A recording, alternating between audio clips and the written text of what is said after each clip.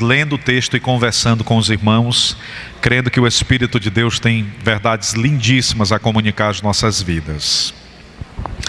A primeira carta de Paulo a Corinto, capítulo 13, vamos ler o último versículo do capítulo 13, que foi o versículo que paramos na quinta passada, e daremos sequência ao versículo 14, tá certo?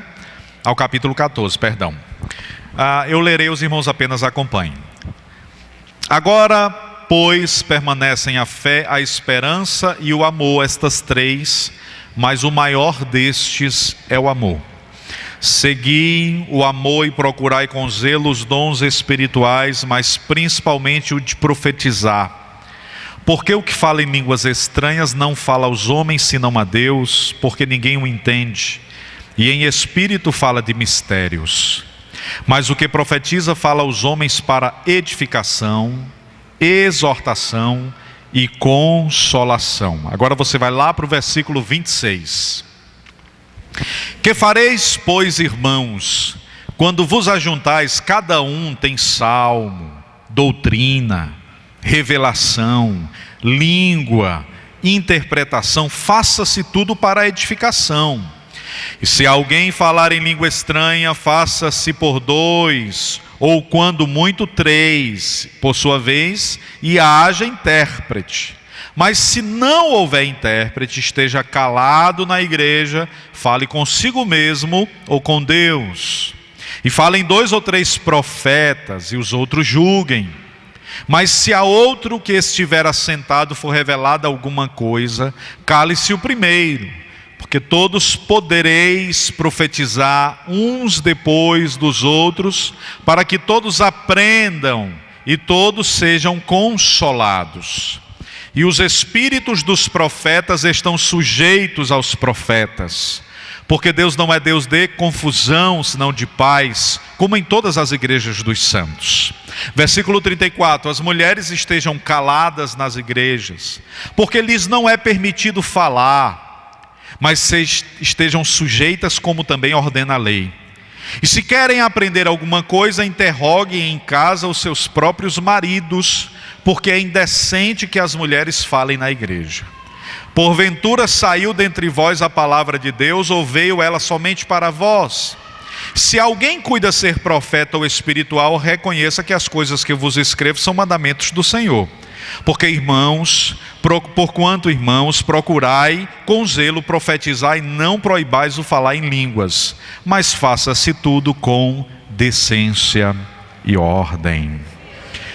Estamos diante da tua escritura, palavra viva, que nos foi entregue. Essa é a carta magna do Senhor aos nossos corações.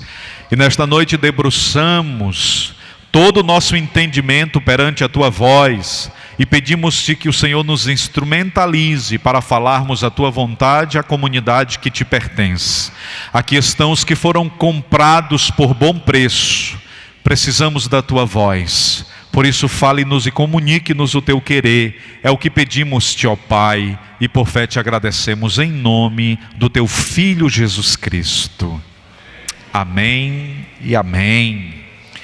Queridos, Paulo conclui o capítulo 3, dizendo-nos que existem três: a fé, a esperança e o amor, e ele coloca o amor como o dom excelente, o dom pleno, e ele coloca o amor como o dom superior à esperança e à fé. Explicamos na quinta passada o porquê que o amor é superior, porque o amor faz. Enquanto a fé espera, a esperança aguarda, o amor realiza.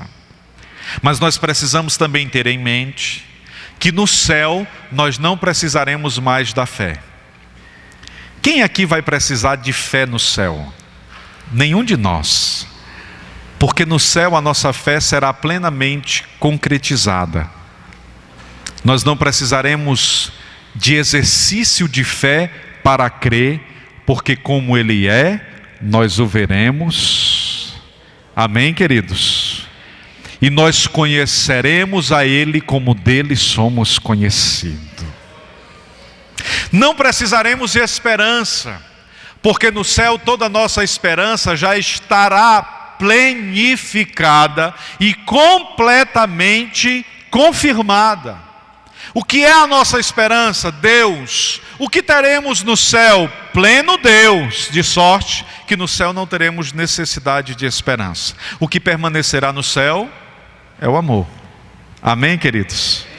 O amor permanecerá conosco, ditando os nossos relacionamentos de eternamente. Daqui a 1 trilhão de anos, o amor permanecerá presente. Então já não será mais necessária a fé, porque nós teremos abraçado aquele que hoje não vemos, mas cremos, que não tocamos, mas sentimos, que não podemos perceber com os olhos nus, mas podemos ter a capacidade de sentir e de viver, porque em nós Ele habita. A esperança já não será necessária, porque nós não estamos esperando nesta vida, mas na vida por vir. E como estaremos nesta vida, já não há mais necessidade de esperar, porque agora tragada foi a morte pela vitória, e nós estaremos nas bodas do Cordeiro. Porém permanecerá o amor, o constante amor, porque Deus em essência é amor. Deus é amor. Então, o pleno amor, que é a pessoa bendita de Deus, estará lá, e em amor nós nos relacionaremos sempre e eternamente. Por isso, o apóstolo Paulo começa a regular o culto. Nós estamos ministrando uma sequência, já estamos no 5º sermão sobre o culto cristão. E o apóstolo Paulo aqui vai nos falar sobre quais são as diretrizes do culto cristão. O que deve nortear o culto cristão? O culto cristão ele não pode ser desordenado, desorganizado, sem nexo, sem sentido. Assim como o culto cristão ele não pode ser engessado, liturgicamente petrificado. Paulo vai ensinar para a gente que não existe uma liturgia rígida no culto cristão, da mesma forma que não existe desordem, desorganização. E Paulo vai aconselhar o processo do equilíbrio no culto cristão. Ele vai dizer que o culto cristão precisa ser um ambiente onde nós possamos dar vazão ao Espírito, para que o Espírito manifeste a sua graça e glória. Mas nós precisamos ter consciência de que estamos num ambiente cultico, de sorte que devemos dominar o Espírito, para que este culto não se torne em um ambiente desordeiro, sem nexo, sem sentido. O que acontece, deve acontecer de forma inteligível, lógica, coerente, bíblica e aprovável. Não deve haver no culto cristão manifestações estranhas. Não deve haver no culto cristão manifestações que a Escritura não consiga explicar claramente. Tudo o que acontece no culto cristão deve ser clara e perfeita e plenamente explicado. E aí Paulo começa nos dizendo que existe um propósito no culto cristão. Propósito do culto cristão, você vai ver isso logo no versículo de número 2 do capítulo 14. Não é outro senão tríplice. Existe um tríplice propósito no culto cristão. Vamos ler juntos? Capítulo de número... Não é no capítulo 2, é no 3. Capítulo 3, aliás, versículo 3. Do capítulo 14, Paulo vai falar sobre o tríplice propósito do culto cristão. E ele não está falando de alguns cultos. Paulo está dizendo que a igreja, quando se reúne, ela se reúne para isso. E aí há um tripé pensado por Paulo aqui, que é edificação. Diga comigo edificação. Diga comigo exortação e consolação. Quando estamos na comunidade, quando nos reunimos de forma cultica para celebrar e adorar o bendito Deus, nós precisamos ser afetados por essas 3 realidades. O culto é o ambiente onde nós precisamos buscar edificação. E edificação, se você for pensar lá na origem, na etimologia da palavra, significa construir sobre. De sorte que ser edificado é ser mudado, transformado, transmutado. Zygmunt Bauman disse que é impossível que você converse com alguém e não seja transformado. Porque quando você conversa com uma pessoa e você faz uma pergunta para esta pessoa, para fazer a pergunta você precisou pensar. E para pensar você mudou. A pessoa que ouviu a pergunta vai precisar pensar para responder. E para pensar ela também mudou. E Bauman vai dizer que no diálogo com a simples pergunta, quando você lança essa pergunta para alguém, você está transformando este alguém. E você está sendo transformado por este alguém. De sorte que se relacionar é viver esse processo de edificação. E quando nós estamos reunidos, nós estamos nesse processo de contínua edificação. Eu sou edificado porque, ao sentar-me ao lado de um irmão, o irmão testemunha sobre aquilo que aconteceu esta semana. Ao olhar para o irmão Marcos, eu lembro-me do livramento de Deus sobre a sua vida, e a minha vida é edificada, a minha fé é restaurada. Ao olhar para a irmã Gorete, eu lembro-me que na segunda-feira à noite, a irmã Gorete, no círculo de oração, ela disse: irmãos, vamos orar, porque eu tive uma revelação de um prédio caindo. E na terça-feira um prédio caiu na nossa cidade. E aí eu percebo que o nosso Deus é vivo vivo, continua falando. Amém, queridos? Pastor, e se a gente orasse de forma fervorosa, o prédio cairia ou não? Cairia, irmãos. O que Deus fez com a irmã Gorete é o que Ele fazia com Abraão. Deus tinha uma comunhão com Abraão, e Abraão tinha uma comunhão com Deus. E quando Deus ia fazer qualquer coisa, Ele diria: faria eu, porventura, alguma coisa sem antes revelar o meu servo Abraão? Então Deus faz isso. Deus tem gente que é aproximada dEle. Amém, irmãos? E Deus, quando permite alguma coisa, pastor, o senhor está dizendo que foi Deus que permitiu a queda desse prédio? Pastor, irmãos, não existe diabo que tenha oportunidade de matar. A Bíblia diz que é Deus quem dá vida e tira. Pastor, e por que tanta dor, tanto sofrimento? Irmãos, é porque foi dor acumulada. Nós temos quase 20 pessoas que foram afetadas em um mesmo lugar. Todos os dias morre na nossa cidade uma multidão maior de pessoas pela violência da nossa cidade. Mas nós estamos falando de dor acumulada. Pastor, e por que essas pessoas morreram? A Escritura diz que é porque chegou a taça de vida, cessou a taça de vida. Deus, que é soberano, Criador da vida, permitiu que essas pessoas estivessem naquele lugar. Elas receberam, como eu e você, todas as oportunidades possíveis para bendizer a Deus, e talvez soterradas e agora inertes, elas tenham aproveitado bem a oportunidade para bendizer e glorificar o nome de Jesus. O que eu quero dizer a cada cristão que está aqui neste lugar é que nós, enquanto crentes na pessoa bendita de Jesus, não devemos estar procurando respostas para aquilo que a Escritura já respondeu. A Escritura já nos deu a resposta. Todo ser humano tem uma taça de vida. A Escritura diz que se você honrar pai e mãe, os seus dias serão acrescidos. Se você desonrar pai e mãe, os seus dias serão abreviados. Então alguém que morre com 50 anos pode aparentemente morrer muito jovem, porque morreu com apenas 50 anos. Mas é preciso ter a compreensão bíblica de que alguém que morreu com 50 anos, ela pode ter morrido jovem na minha e na sua perspectiva. Mas se ela honrava pai e mãe, a taça dela poderia ser uma taça para 20 anos, e ela viveu 30 anos além daquilo que ela viveria. Os irmãos estão compreendendo?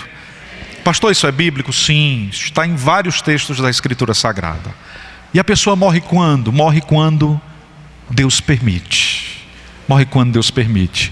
Pastor, quer dizer que é Deus quem mata? Irmãos, o mesmo Deus que permite a morte, matou a morte há 2000 anos atrás. Se você está atribulado e angustiado porque Deus permitiu dor, eu quero dizer que Ele permitiu dor sobre o corpo do seu filho, seu único filho, para que a morte não tenha mais autoridade sobre a minha e sobre a sua vida. Então a morte pode até afetar o nosso corpo humano, mas ela não pode afetar a nossa vida eterna, porque existencialmente nós somos eternos e a morte já não tem mais acesso às nossas vidas. Bendito seja o nome de Jesus.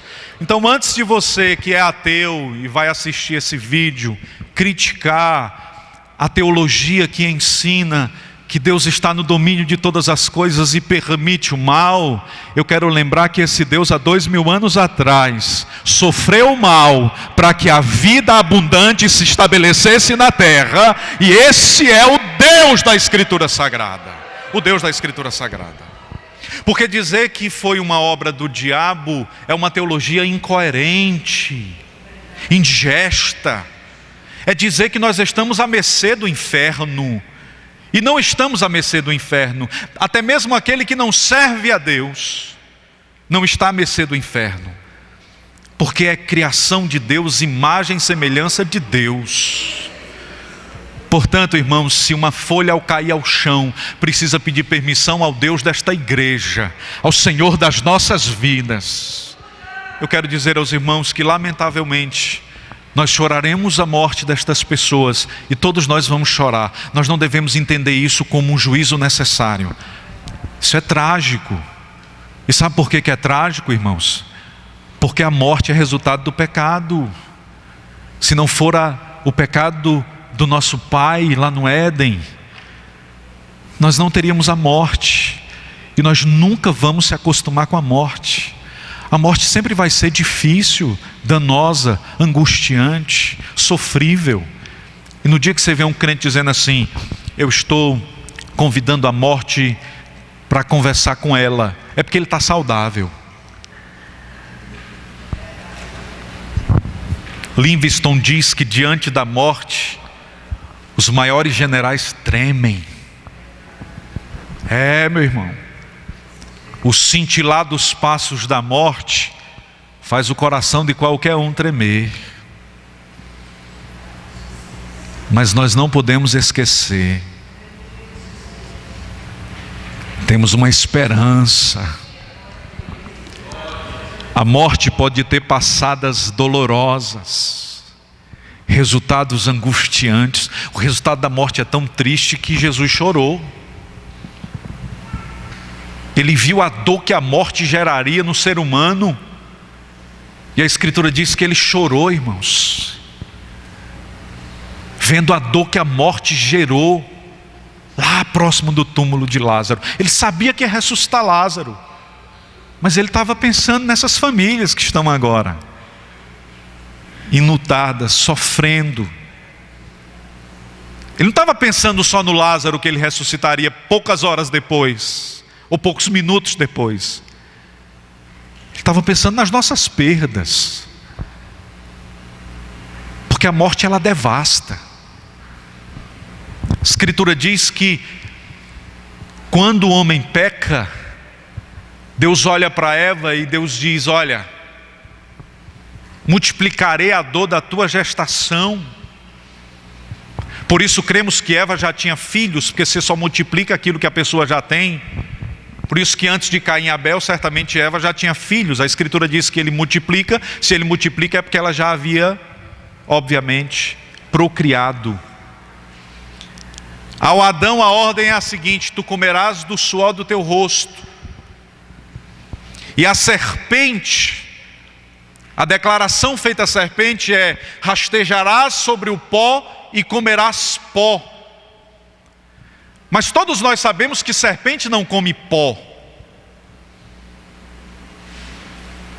Quem é a serpente, ou qual é a serpente que se alimenta de terra, de barro? Essa palavra, comerás pó, ou se alimentará de pó, ela tem um peso teológico.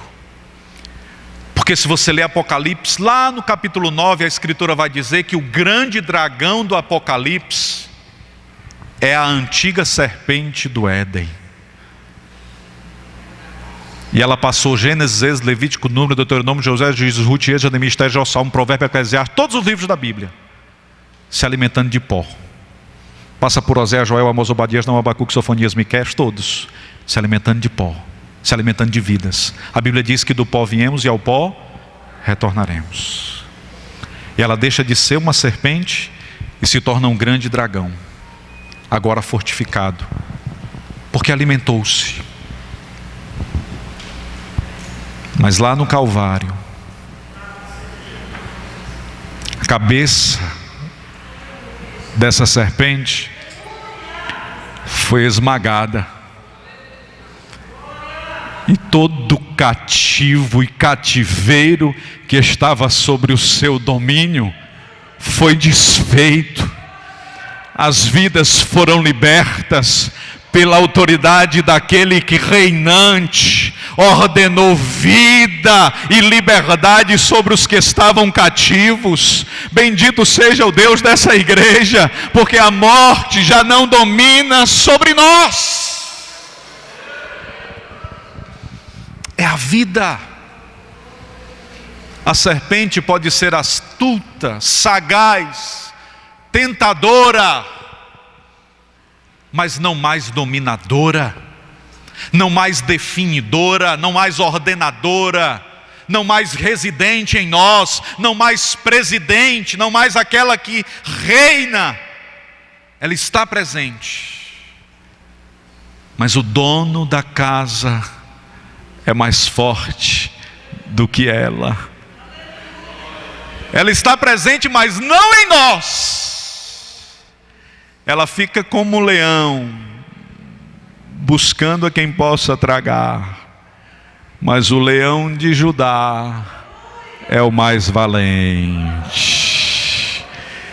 Quem tem a presença de Jesus na vida, levanta assim a mão para o céu e bendiz.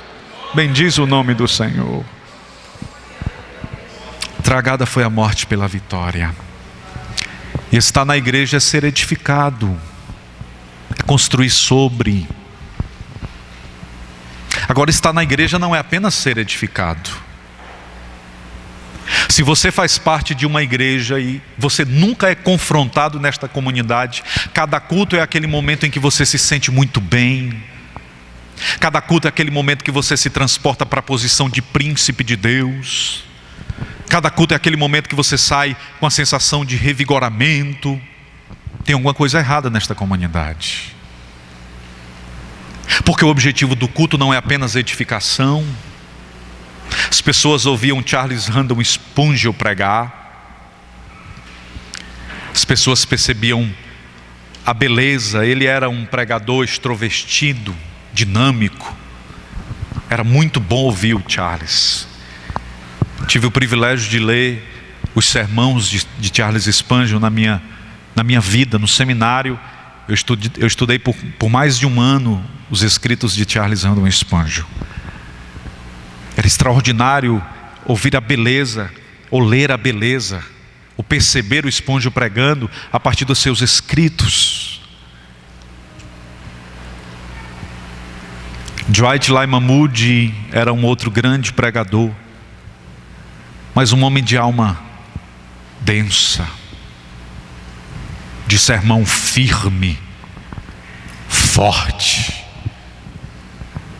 Ouvir o Dwight era ouvir uma palavra muito densa, pesada, que nos fazia rememorar, repensar, que nos fazia reconhecer o nosso estado de pecaminosidade e procurar corrigir, procurar acertar. Eram dois pregadores distintos. Eles pregavam a mesma comunidade dos santos, a mesma igreja. Um pregador pode ser rígido em seu estilo e sempre rígido em seu estilo. Um pregador pode ser mais leve, com palavras mais cuidadosas. O que não pode é uma igreja seguir apenas um único parâmetro. O que não pode é uma comunidade se vender ao mercado.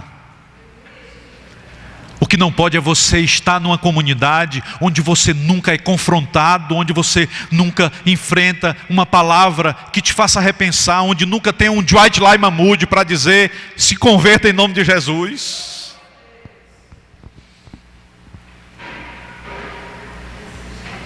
A comunidade precisa ser um ambiente onde nós somos edificados, mas não apenas edificados. Está claro, irmãos? É porque eu gosto daquela igreja, só o clima. Quando eu entro, que eu vejo logo aquele jogo de luz assim, eu já me sinto assim, um artista.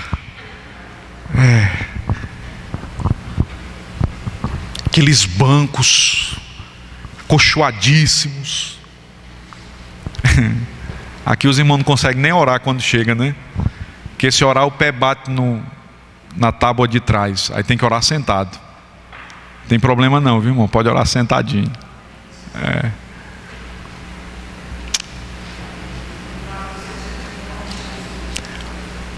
A gente não tem que se importar tanto com o posicionamento dos bancos, com a qualidade da sonorização. Todas essas coisas são importantes. Nós temos que ter respeito pelo outro. O som precisa ser bom. Os bancos precisam estar bem delineados. A comunidade precisa estar ordenada, limpa, organizada. É respeito. A presença de Deus está nesse lugar. E se a gente compra para a nossa casa um instrumento que é raro, para cá a gente tem que comprar o raríssimo. O raríssimo. A casa do nosso Deus, um lugar separado, reservado para Ele. Esse lugar não é sagrado e não existe uma santidade inerente.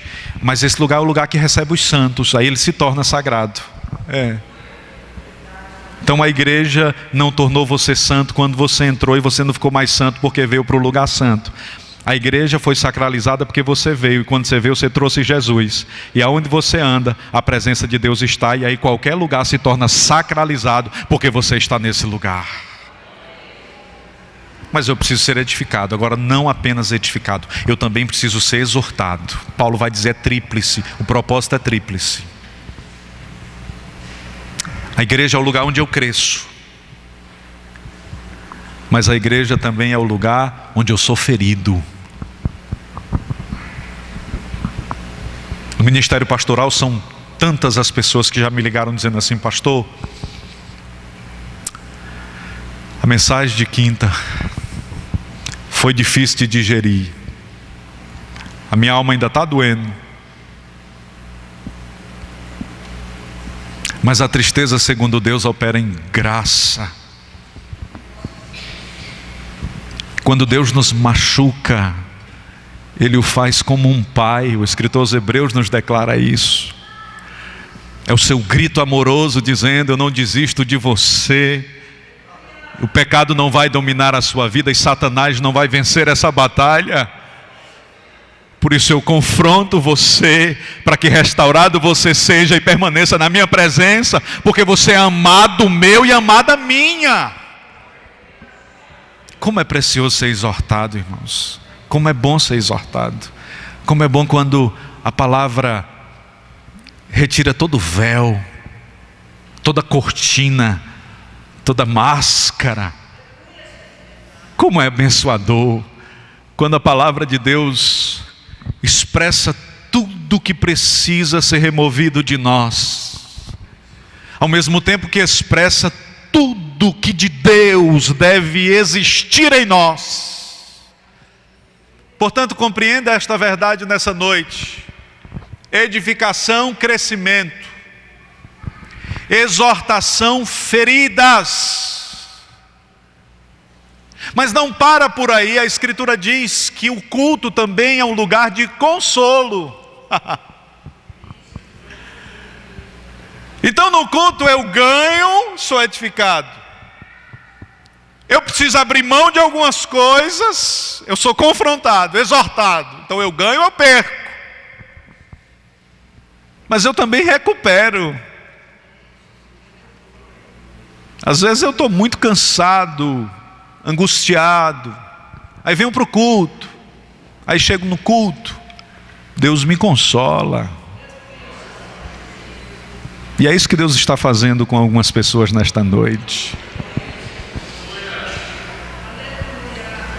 Gente que pensou em desistir da caminhada esta semana, mas o Senhor trouxe você aqui hoje para dizer que o processo de consolo dele repousará sobre a sua vida e sobre a sua casa, e você vai descansar no seu Deus, porque nós estamos diante daquele que é vivo, daquele que é Senhor, daquele que nos edifica, daquele que nos confronta, mas daquele que nos consola, daquele que nos faz crescer, daquele que nos ajuda no processo de perca, mas também daquele que caminha conosco quando estamos numa trilha demorada, difícil e angustiante.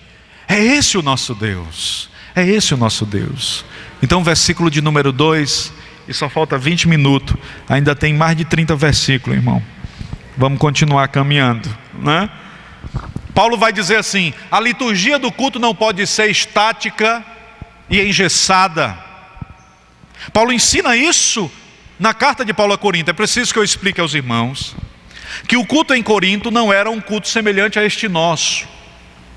Não havia na igreja primitiva a preleção de uma pessoa, e não era comum que uma única pessoa manifestasse o dom de profecia enquanto o culto se realizava. O que acontecia na igreja primitiva é o que nós estamos vendo acontecer nos pequenos grupos aqui na igreja. Você tem uma pessoa conduzindo, e você tem todas as pessoas tendo a oportunidade de manifestar o seu entendimento sobre a palavra que foi lida. A igreja primitiva sequer tinha esta palavra. O que eles tinham eram as experiências vividas. E aí na reunião, a irmã dizia: olha, ontem eu tive uma revelação. Deus me fez perceber algo que não está claro aos olhos. E aí ela contava. E aí um irmão então dizia: olha, Deus me deu um hino, eu vou salmodiar. E aí cantava o salmo que Deus havia entregue ao seu coração, ali fresquinho, na hora. Aí outro então falava em novas línguas, outro interpretava enquanto aquele falava, o outro ouvia de forma clara em sua própria língua, e então interpretava o que estava sendo dito, e muitas vezes era uma mensagem diretiva à comunidade. Círculo de oração é o lugar onde esses mistérios acontecem. Irmãos, círculo de oração. Círculo de oração.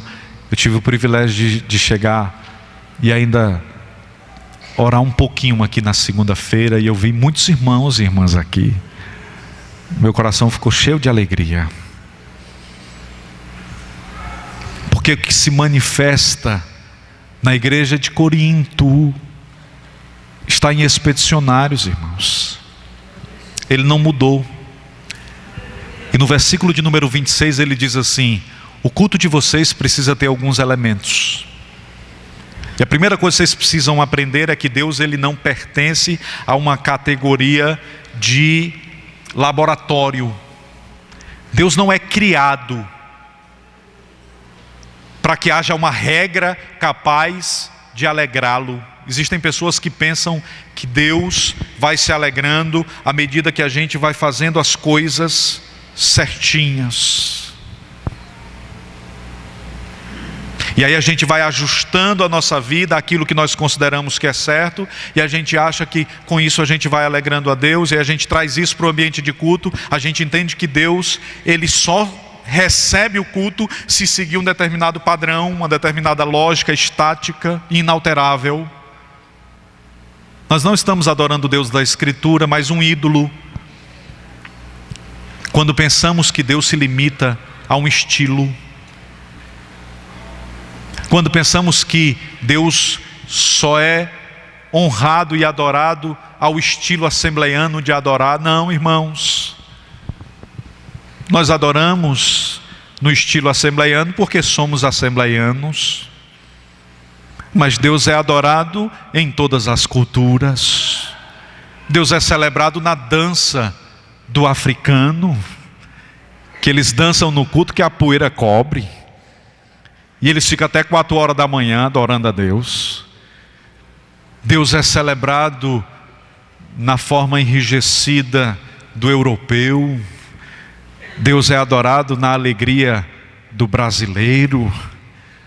Deus é Senhor de todas as etnias, de todos os povos, de todas as tribos, de todas as culturas, de todas as línguas, de todas as nações. Ele é absoluto sobre todas as coisas. Aí Paulo diz: você quer saber o padrão de Deus? Eu vou dar o padrão. Padrão de Deus, versículo 26. Quando vos ajuntais, cada um de vós. Padrão de Deus começa com a expressão cada um de vós. O que Paulo está dizendo é que todos os irmãos que estão aqui têm possibilidade de edificar o outro. E não apenas o pastor, não apenas o santo ministério, mas todos os irmãos e irmãs, cada um de vós. Isso é lindo, irmãos, porque no Antigo Testamento a graça repousava sobre os ombros de alguns, especialmente escolhidos e ungidos para tal. Mas Paulo diz, não, agora é cada um. Aí o que é que faz, Paulo? Cada um tem salmo. Salmo, irmãos, não é um dos 150. Irmãos, eu queria ler um salmo, não é um dos 150. Quando Paulo está falando, cada um tem salmo, Paulo está dizendo, cada um produz música. Tem cântico. Paulo está falando do Asaf aqui. Paulo está falando do Cícero. E de todos os músicos da comunidade.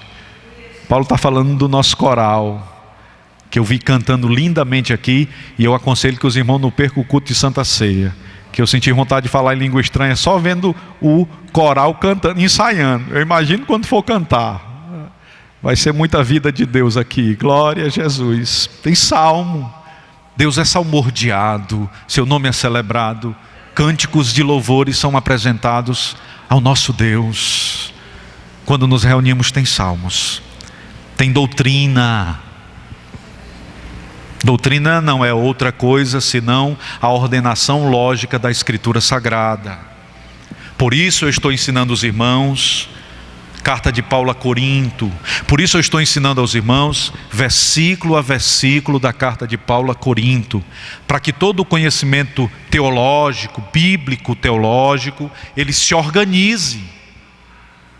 Para que depois de alguns meses, alguém fale para você sobre Corinto, você diga assim, Corinto, conheço bem, é carta abençoada.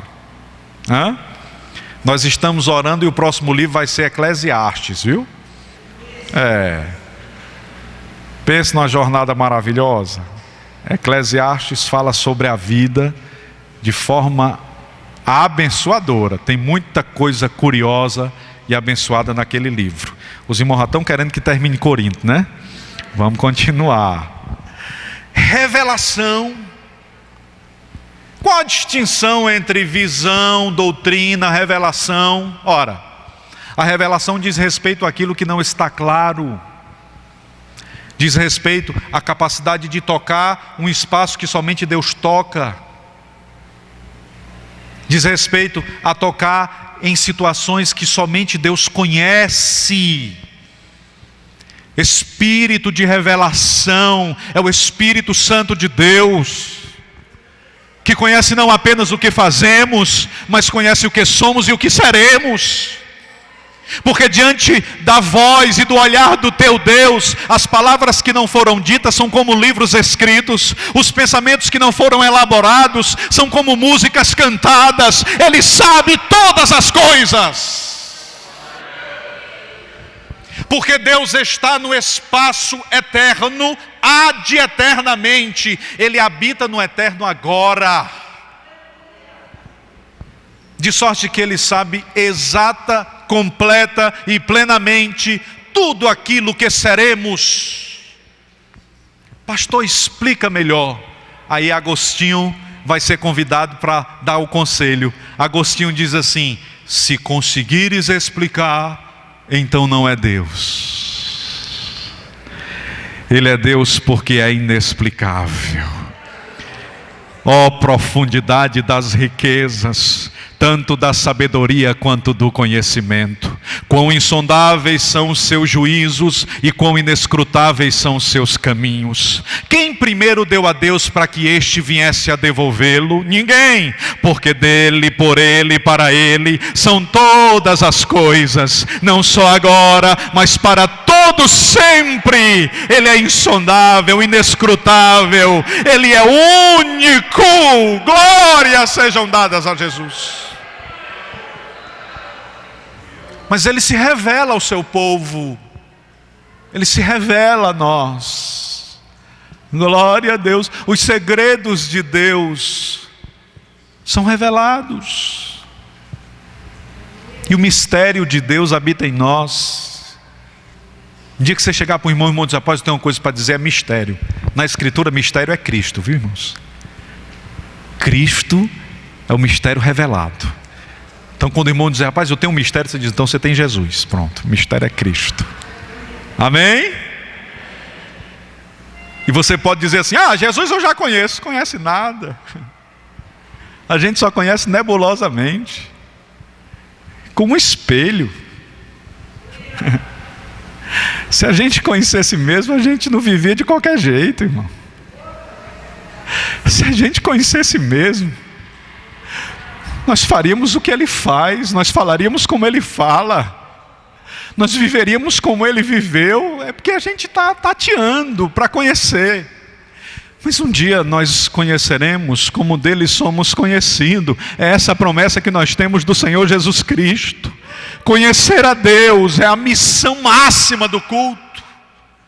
Conhecer a Deus, conhecer mais sobre Deus, conhecer plenamente, perfeitamente, aquele que é absoluto e que é Senhor, sobre a igreja, sobre todos nós. Conhecer a Deus é a missão do culto, é a missão do culto. E aí ele diz, tem língua, tem interpretação. Aí ele conclui dizendo o versículo, mas faça-se tudo para edificação. Faça-se tudo para edificação. Ou seja, não é promoção. Eu precisaria dizer isso para alguns irmãos. Graças a Deus essa igreja é uma igreja sarada. Se tem um trabalho admirável que o pastor Edinaldo fez nessa comunidade, e eu digo isso de pronto, é o trabalho de desenvolver crentes maduros. Os crentes dessa igreja, irmão, não acreditam em história de carochinha, não.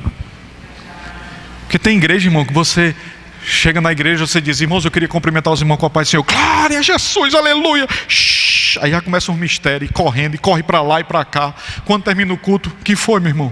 Oh, culto maravilhoso.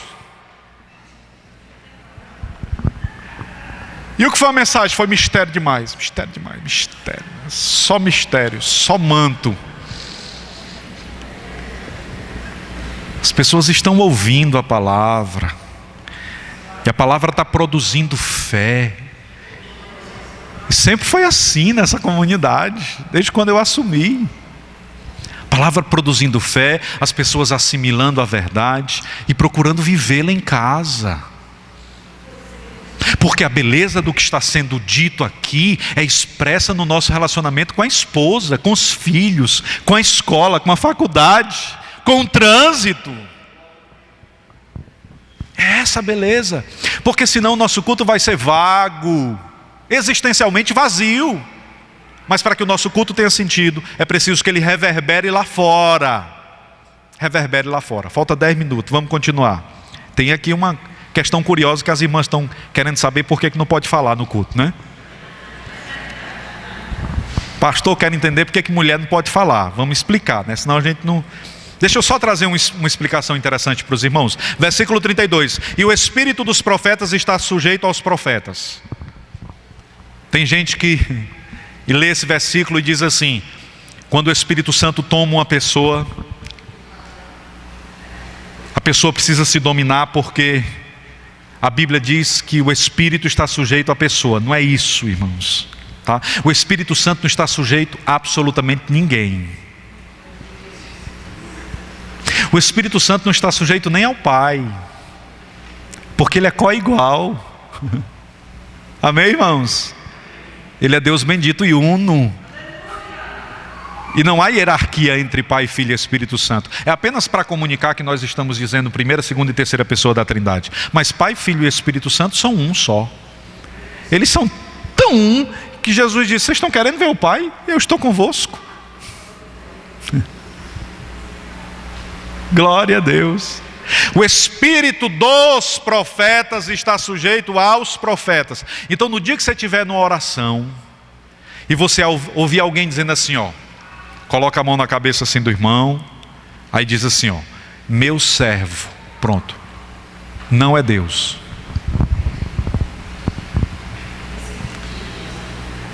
É a voz da senhora e não do senhor.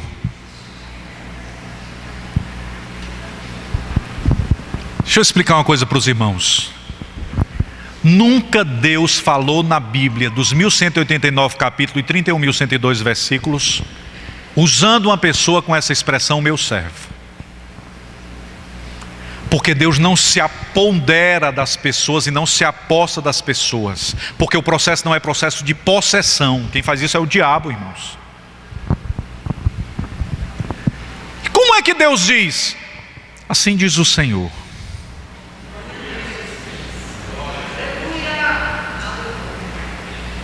Mas como eu digo assim diz o Senhor? É porque Deus conduziu o seu coração a sentir aquilo que Deus está sentindo. E com a capacidade de sentir o que Deus está sentindo, você foi ortogado com Deus com autoridade para falar a voz de Deus à vida da pessoa. Palavra profética não é alguém que diz algumas coisas misteriosas do futuro. Palavra profética é alguém que fala o que Deus está sentindo para as pessoas. Fala o que Deus está sentindo. É assim. Existem vários ministérios na Bíblia que Deus fez isso. Deus chamou Oséias e Deus orientou que ele amasse e perdoasse uma mulher que o traiu por 3 vezes. Pensa no ministério difícil. Ninguém quer o de Oséias. É o ministério mais atribulado. Deus orientou que ele casasse com uma mulher de prostituições. Você já pensou, irmão? Aí tem irmão querendo ser profeta. Pastor, desse aí eu passo, né? Aí a gente acha assim: não, irmão, porque eu quero ser usado por Deus. Você acha que é brincadeira isso? Ou é para sua autopromoção? Ou é para minha autopromoção? Não, irmãos, é para a edificação do corpo. E aí ela transgride, trai ele. Deus diz assim: vai lá e perdoa. Aí ela transgride de novo com o jardineiro. Aí Deus diz assim: vai lá e perdoa de novo e devolve tudo que ela tinha. Aí a terceira vez, irmãos, ela vive um processo de prostituição com alguns marinheiros e é jogada num calabouço de um navio para ser vendida como escrava prostituta. Aí chega a notícia para Oséias: tua esposa está lá no calabouço. Aí ele foi orar. Aí ele disse: agora vai no banco, saca o dinheiro, paga o dobro do que pedirem por ela, traz ela de volta para casa e devolve para ela tudo. Senhor, é muito difícil ser traído. Aí Deus disse: agora você entendeu. Tens a palavra nos lábios porque tens a dor no coração. Vai a Israel e diz àquele povo que ele está se prostituindo perante outros deuses e está amando mais o mundo do que a mim. Eu estou me sentindo traído por Israel como tu estás se sentindo traído por Gomer. Tu agora estás qualificado para falar, porque tu sentes o que o meu coração sente e a dor que eu estou sentindo. Portanto, vais, abres a tua boca e diz: assim diz o Senhor.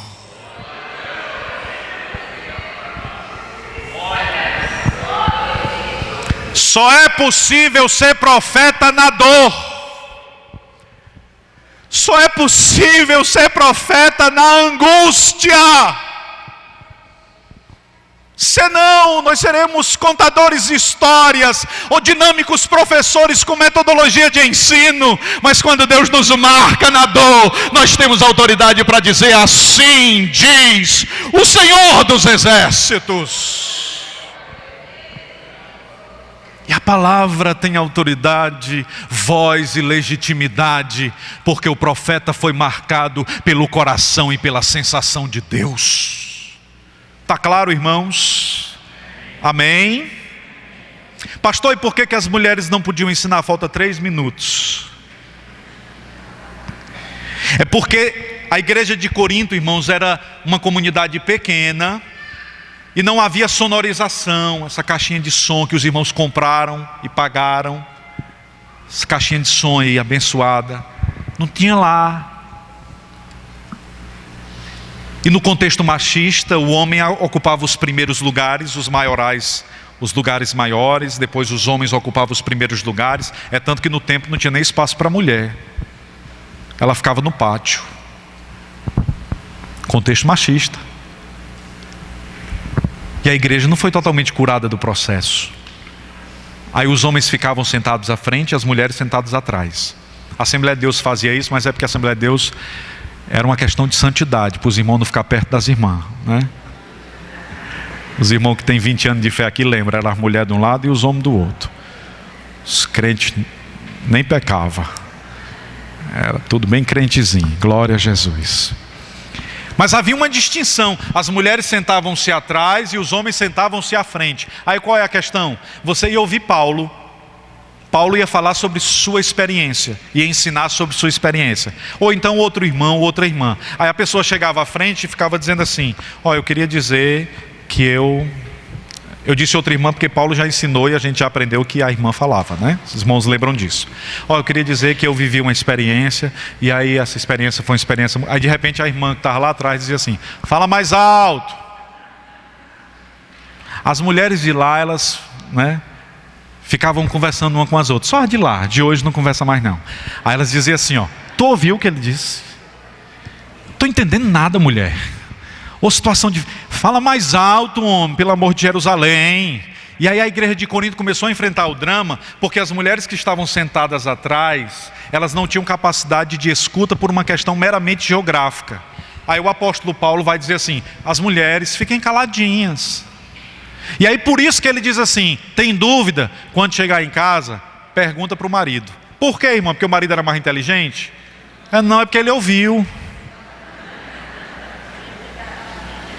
Por isso que ele diz: é indecente para a mulher falar no templo. Aí tem irmão que diz assim: a mulher não pode pregar porque Paulo disse que é indecente. Irmão, é indecente porque o pregador não podia falar, porque as mulheres ficavam dizendo: fala mais alto, envenenado, atribulado. Aí gerava um problema grande no culto. Os irmãos pensam que a igreja de Corinto era simples. Não era não, era uma igreja problemática. E aí as irmãs não podiam ouvir, elas tinham o direito de ouvir. Aí Paulo, para regular um processo único e exclusivamente de Corinto: por favor, irmãos, as mulheres têm que ensinar na igreja, pregar na igreja, cantar na igreja, falar na igreja, proclamar na igreja, profetizar na igreja. E o apóstolo Paulo inclusive ensina isso. Mas essa era uma orientação específica à igreja em Corinto, porque estava gerando um problema. Amém, queridos? Então a mulher só não podia falar em Corinto. Mas o nome dessa igreja aqui é Assembleia de Deus Expedicionários, viu? Nós não estamos em Corinto e temos um som bom, graças a Deus. Isso não quer dizer que a gente possa conversar. Amém? Porque Paulo conclui o versículo dizendo assim, o capítulo dizendo assim: portanto, irmãos, procurai com zelo profetizar e não proibais o falar em línguas. O que é que Paulo está dizendo? Se um irmão está querendo falar língua estranha, deixa ele falar. Eu nunca vi língua estranha atrapalhar culto. Não atrapalha. Irmão, se você estiver pregando e tiver dois crentes conversando, atualizando o que passou na novela, no filme, é uma tribulação. Novela, tem um irmão fica assim: aqui não tem mesmo não tem nenhum crente que assiste não. Graças a Deus. Não, pastor, mas cena do José do Egito pode, né? Tem uns... Vamos dar um jeitinho aí. Não pode conversar sobre qualquer outro tema, porque atrapalha. O que não atrapalha é língua estranha. Glória a Deus, aleluia, bendito seja o Eterno, glorificação ao Senhor. E aí depois a gente tem tempo para conversar e dialogar sempre. E aí ele conclui dizendo: mas faça-se tudo com decência e ordem. Então, se decentemente estamos nos reunindo e ordenadamente estamos adorando, estamos cumprindo a missão de cultuar a Deus. Deus abençoe a vida de toda a igreja e que nós tenhamos mais momentos como este. Próxima quinta, capítulo 15, um dos capítulos mais extraordinários desta carta. Você não pode perder. Vamos ficar de pé, por favor. Eu vou fazer uma oração rápida.